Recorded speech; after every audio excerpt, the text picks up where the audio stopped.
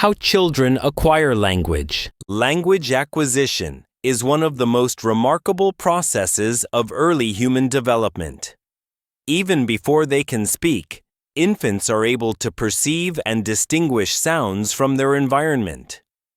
By the age of 3, most children can construct full sentences, ask questions, and express emotions, all without formal instruction.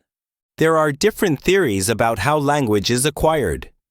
Nativist theories suggest that humans are born with an innate ability to learn language.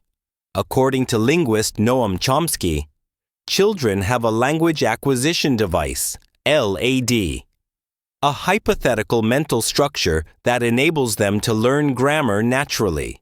On the other hand, behaviorist theories propose that language is learned through reinforcement, imitation, and interaction with caregivers.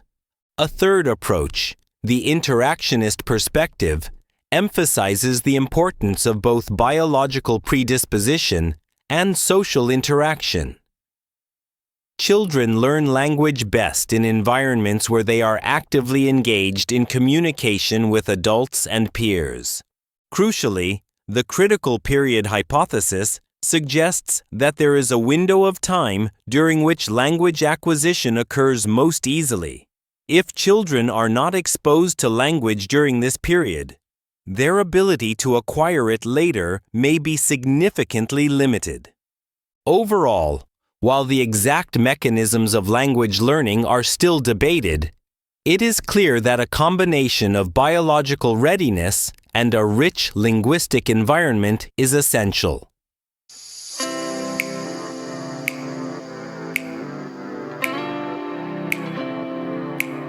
The history of education systems. Education systems have evolved dramatically throughout history, reflecting changes in society, economy, and politics.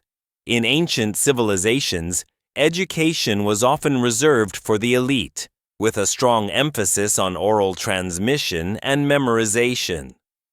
In ancient Egypt and Mesopotamia, scribes were trained to read and write for religious and administrative purposes. The classical education systems of Greece and Rome focused on rhetoric, philosophy, and logic, laying the foundation for Western education. During the Middle Ages, education was primarily conducted by the church, and monastic schools played a central role in preserving knowledge. However, access remained limited to the clergy and nobility. The Renaissance sparked a revival of interest in science and the arts, which gradually led to more secular forms of education. The Enlightenment further promoted the idea that education should be universal and accessible to all citizens.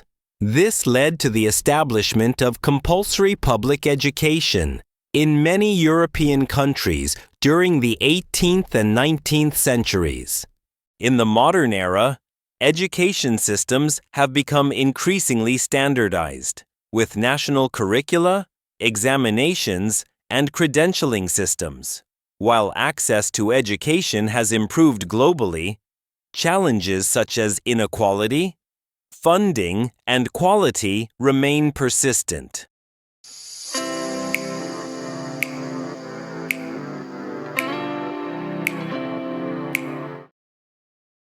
The importance of play in learning. In recent decades, research has increasingly shown that play is not only vital for children's enjoyment, but also for their cognitive and social development.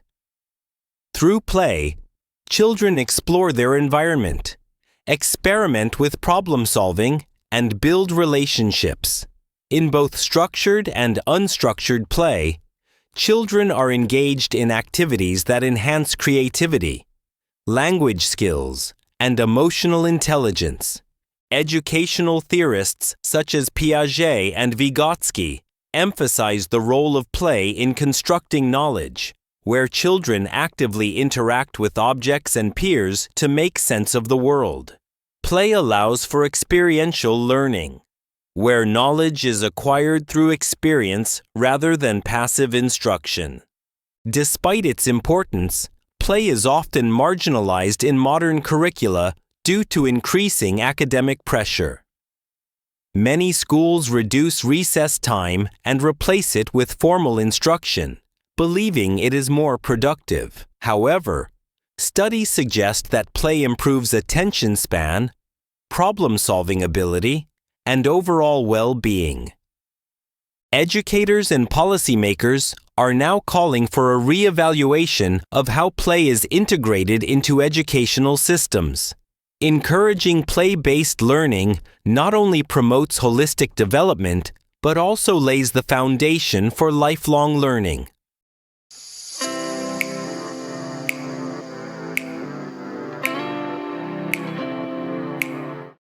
Online learning and its impact. The rapid advancement of technology has led to the widespread adoption of online learning across the globe. This form of education allows students to access materials and lessons remotely, offering flexibility and convenience, especially for those with busy schedules or living in remote areas. One significant advantage of online education is its ability to promote autonomous learning, where students take responsibility for their own progress. They can learn at their own pace, review materials multiple times, and use interactive tools that enhance understanding. However, despite these benefits, some critics argue that online learning may lack social interaction, which is important for collaborative skills and emotional development. Moreover, not all students have equal access to technology. The digital divide, the gap between those who have access to digital tools and those who do not, has become more evident. This inequality raises concerns about educational equity and inclusion. Educators are now seeking ways to integrate technology with traditional methods to offer a blended learning experience. This hybrid model combines the strengths of both approaches and aims to make learning more engaging, inclusive, and effective.